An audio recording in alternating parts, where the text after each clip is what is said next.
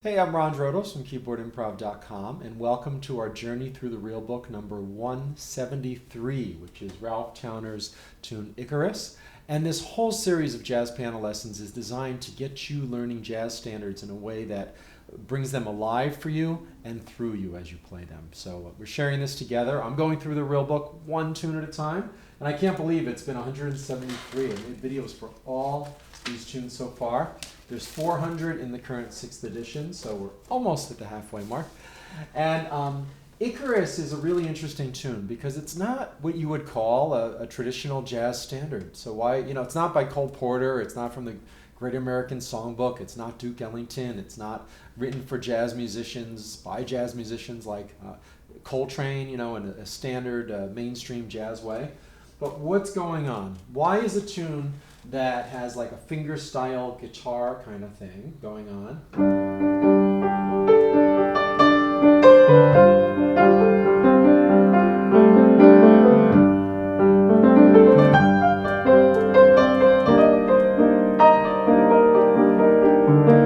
with straight eighth notes doing in the real book? Well, the original real book was written in the early 1970s by students at the Berklee College of Music.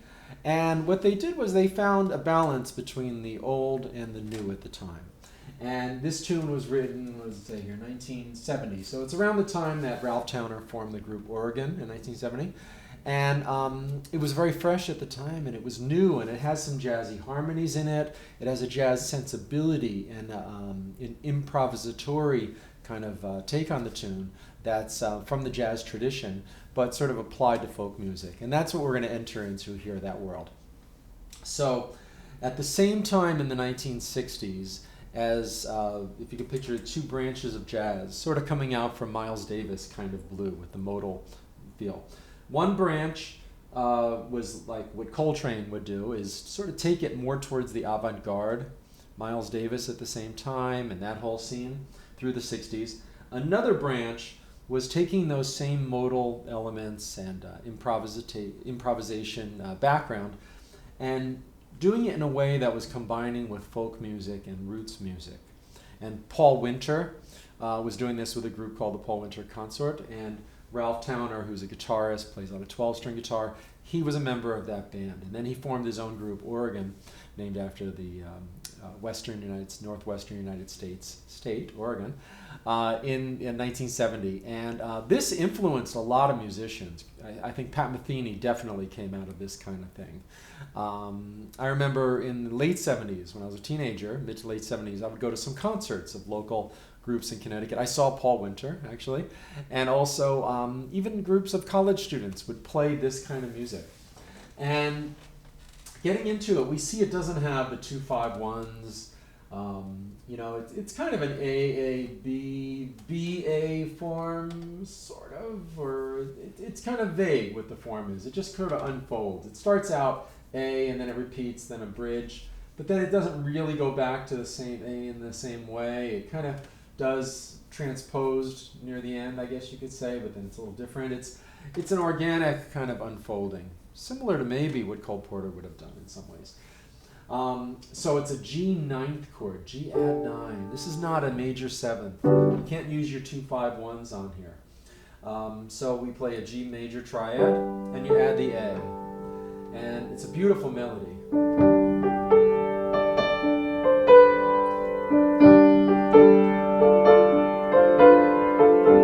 It's kind of that 4th and a 2nd kind of thing. Very open sounding, very open, sort of really lends itself to the strings on the guitar, which are tuned in 4ths, this 4th. And beautiful, also related to maybe some violin music that's tuned in 5ths. Things like that you can get into. Very folksy American folk music related to bluegrass. And it's interesting. It has this technique which really works well with like a fingerstyle kind of thing.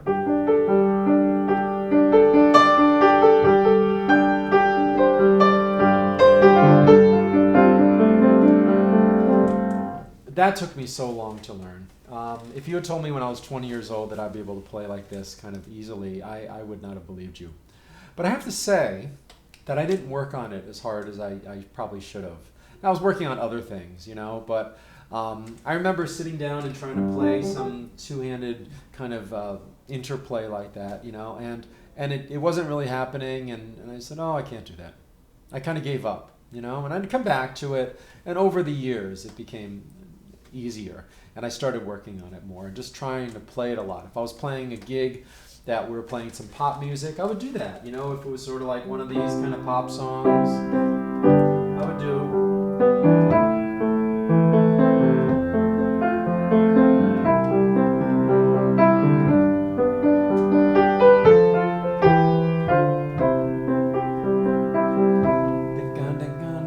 A little bit of you know, folksy kind of finger picking like on the guitar. I played guitar for 2 years when I was 13 or 14, maybe 15, and then I switched to keyboards for good, piano and keyboards. But I have a little sense memory of that. So basically, you learn the melody. You know, use scales, G major scale, and then G mix a Lydian, D minor 7 over G is like a G7 sus4, and then there's a C minor 9, so it gets a ninth chord in there over the G. So you play a C minor scale over the C Dorian would work over G. So it's got some jazzy voicings, but not in the sequence of like 2-5-1s. So I'm just gonna see where this takes me. It's a great tune, and I invite you to try it for yourself. One sort of byproduct from playing tunes that are different like this is that you can then bring this kind of style back into your more traditional jazz playing. You know, if you get some of this finger style going, you know, if you're playing a swing tune, you know, like.